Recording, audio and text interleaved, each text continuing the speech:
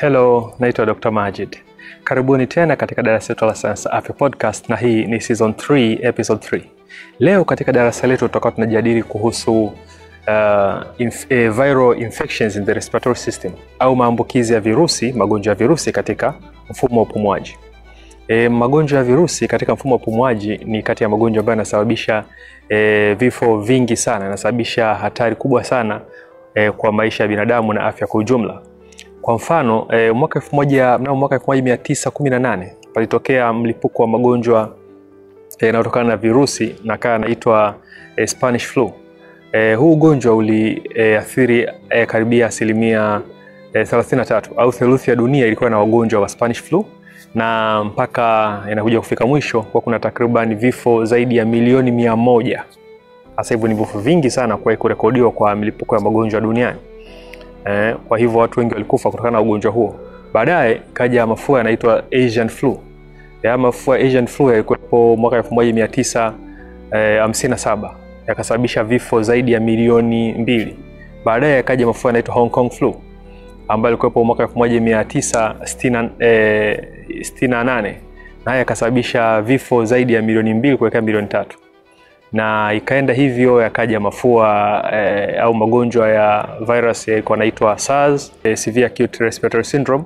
Baadaye yakaja MERS ambayo ilikuwa ni Middle East Respiratory Syndrome, na baadaye yakaja COVID-19. Kwa hivyo hizi SARS, MERS na COVID ni virusi ambavyo vinapatikana katika jamii ya corona, na hivi jumla imesababisha vifo karibia zaidi ya milioni 7. Kwa hivyo ukitizama tangu ile mwaka 1918, 2019, 20 kuja mpaka 24, hapa katikati madhara yalikuwa yanatokana na milipuko ya magonjwa katika mfumo wa upumuaji yalikuwa na nafuu kidogo ukilinganisha haya yaliyotokea sasa hivi ya COVID-19.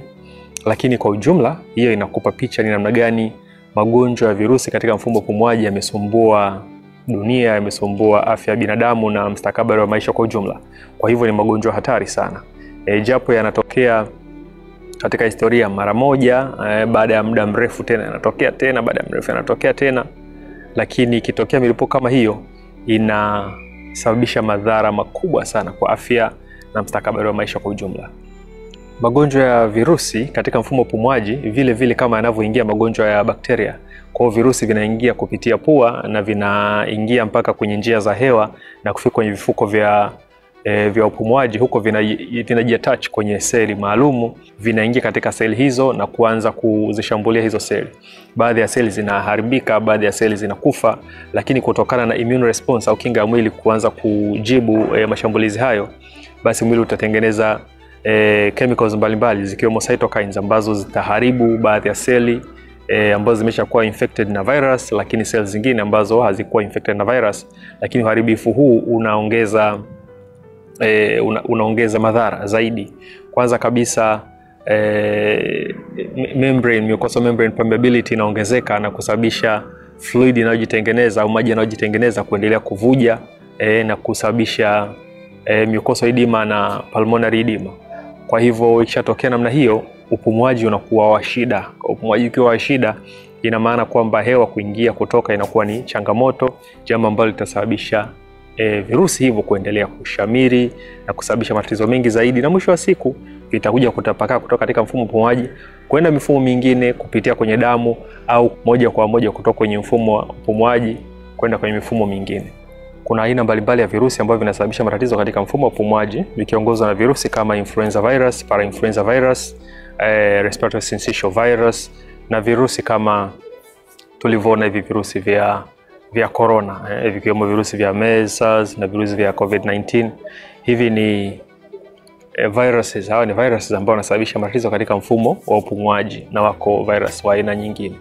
Sasa matatizo haya yanapotokea, virusi vikishaingia katika mfumo wa upumuaji vitasababisha matatizo mbalimbali na vitasababisha dalili mbalimbali. Ziko dalili ambazo ziko au zimejikita katika mfumo wa upumuaji wenyewe. Dalili zingine zinakuwa ni systemic katika mifumo mbalimbali na mwili kwa ujumla. Huyu mtu anaweza akawa na dalili kama homa, anaweza kana dalili kama mwili kuchoka, mwili kuishiwa nguvu, mwili kunyong'onyea, lakini pia anaweza akanajisikia kizunguzungu, kichwa kinauma. Hizo ni dalili ambazo zipo katika mifumo mingine au systems kwa ujumla, lakini katika mfumo wenyewe wa upumuaji anaweza akawa na running nose, wanasema kwamba pua inatoa maji au makamasi kwa wingi, lakini pua zinakuwa congested, zinajaa makamasi zinajaa, na kuna shida ya kuweza kupumua, kuvuta hewa iingie au hewa kutoka, inakuwa ni changamoto. Kifua kinaweza kikaa kinauma, kifua kinabana, anaweza akanapata maumivu wakati wa kupumua. Anaweza akawa na makohozi kikohozi ambacho kina makohozi ambayo yanaweza yakawa na damu ndani yake, au yanaweza yakawa na vitu vingine ambavyo vinaonyesha kwamba ana ugonjwa lakini ambao umeshafika katika hali fulani ya complication. Kwa baadhi ya magonjwa yana dalili maalum. Kwa mfano kama ugonjwa wa corona, nakumbuka ulivyokuja ulikuwa na dalili kama mtu anashindwa kupumua, oxygen inakuwa ni changamoto, mabadilishano oxygen inakuwa ni changamoto, lakini pia anaweza akawa na shida ya asikia harufu. Kama kuna kitu kina harufu, watu ambao wangeisikia kawaida, yeye anakuwa hawezi kuhisi hiyo harufu. Kwa hiyo hiyo dalili kama anosmia ni kati ya dalili za ugonjwa wa corona au magonjwa mengine kama hayo. Kwa hivyo hizi dalili zinatofautiana, lakini nyingi zinajikita katika mfumo wa upumuaji, chache zinaweza kujikita katika mifumo mingine baada ya ugonjwa huo kuwa umesambaa. Ikifika hospitali, kitu ambacho kinafanywa kwanza, pamoja na kumchunguza na kuchukua maelekezo yake, inaweza vikafanyika vipimo. Inaweza kufanyika vipimo kama nasal swab. Nachukuliwa kitu fulani hivi, kifaa ambacho kinakuwa kama pamba hivi kwa juu, kwa ajili ya kutoa kilichomo ndani ya pua na kwenda kukipima. Zikafanyika nasal swab. Hiyo inaweza ikafanyika throat swab kwenye koo, inaweza ikafanyika nasopharyngeal aspirate kwa kuvuta kwa kutumia mrija fulani laini, kuvuta yale makamasi au makozi yanayokuepo katika njia ya mfumo wa upumuaji. Lakini vikishachukuliwa hivyo vitu, vinakwenda kufanyiwa culture, ina maana vinatunzwa katika maabara au vinafugwa katika maabara. Vikiwa vimefikia ukomavu, basi vinaweza vikachunguzwa hivyo ni vitu gani. Lakini pia zipo rapid test kwa ajili ya baadhi ya magonjwa, inatengenezeka rapid test ambazo kuna reagents ambazo ukiweka hiyo sample, basi unaona reaction fulani, inaweza ikakwambia huu ni ugonjwa fulani. Lakini pia huyu mtu anaweza akafanywa kipimo cha oximetry kwa ajili ya kuangalia kiasi cha oksijeni ambacho kipo katika damu yake. Anaweza akafanywa x-ray ambayo ni picha ya kifua, kuangalia kuna matatizo gani ambayo yametokana na ugonjwa kama huu. Anaweza akafanywa CT scan ya kifua pia. Anaweza akafanywa vipimo vya damu, ikiwemo picha ya damu ambayo ni full blood picture. Hii itaonesha variations katika seli nyeupe za damu na seli zingine, ambacho ni kiashiria kinachoweza kikazungumza kwamba hapa katika mwili wa mtu huyu kuna ugonjwa fulani, au kuna ugonjwa ambao umetokana na virus. Kwa hiyo hivyo ni baadhi ya vipimo ambao anaweza akafanywa mtu kwa ajili ya kumchunguza na kujua, je, ana ugonjwa wa virus au ni namna gani. Matibabu ya kwanza msingi kabisa kwa mtu ambaye ana ugonjwa wa virusi au maambukizi ya virusi katika mfumo wa hewa ni kuhakikisha kwamba yuko stable. Tulizungumza anaweza akafanya kipimo cha oxygen. Kwa hiyo kama oxygen saturation au concentration imeshuka, basi ni kuirudisha sehemu sawa kwa matibabu ya oxygen. Lakini pia anaweza akahitajika awekewe fluids, kwamba drip za maji kwa ajili ya kurudisha maji ambayo anaweza kamepotea kutokana na changamoto ambazo amezipata kutokana na maambukizi hayo ya virusi. Lakini ni kuhakikisha kwamba anakula vizuri na kiasi chake cha nguvu ya mwili kiko sawa. Kwa maumivu, anaweza kana maumivu, basi anatakiwa kupewa dawa za maumivu. Anaweza akawa na homa, basi anatakiwa kupewa dawa za kushusha homa ili isilete madhara mengi zaidi. Lakini mwisho wa siku anaweza akatakiwa kupewa dawa za kutibu ugonjwa huo. Yako madawa ambayo yanatibu magonjwa ya virusi moja kwa moja, yako ambayo yanatibu magonjwa ya virusi kama kundi kwa ujumla. Lakini hayo yote tunayapata au tunapata maelekezo yake baada ya kuwa tumefika hospitali na kuonana na wataalamu wa afya kwa ajili ya kupata utaratibu huo. Sasa katika matibabu zipo incidents, inatokea mara chache unaona mtu unaumwa au unahisiwa kwamba una ugonjwa unaotokana na virusi, maambukizi ya virusi katika mfumo wa upumuaji, lakini katika orodha ya madawa ambayo umepewa au unapatiwa utaona kuna dawa za antibiotics. za kutibu bakteria. Unajiuliza sasa, mimi kama naumwa COVID-19, wamesema naumwa COVID-19, katika orodha ya madawa mbona pia kuna dawa za kuua bakteria au za kutibu magonjwa yanayotokana na bakteria? Hii ni kwa sababu mara nyingi magonjwa ya virusi huwa yanashusha kinga ya mwili na kutengeneza nafasi au uwezekano wa magonjwa ya bakteria kujipandikiza juu yake. Kwa hivyo inawezekana mtu ana ugonjwa wa virusi katika mfumo wa upumuaji na pia ana magonjwa ya bakteria nyemelezi. Kwa hivyo akatakiwa kupewa matibabu ya magonjwa ya virusi katika mfumo wa upumuaji wake, na akaongezewa matibabu kwa ajili ya magonjwa ya bakteria ambayo yanaweza akawa superimposed, ambayo yamemnyemelea kutokana na kinga yake ya mwili kushuka. Kwa hivyo ni jambo la kawaida ambalo liko sawa katika mazingira yake. Likitokea namna hiyo, basi ni kulielewa na kwenda nalo jinsi inavyotakikana.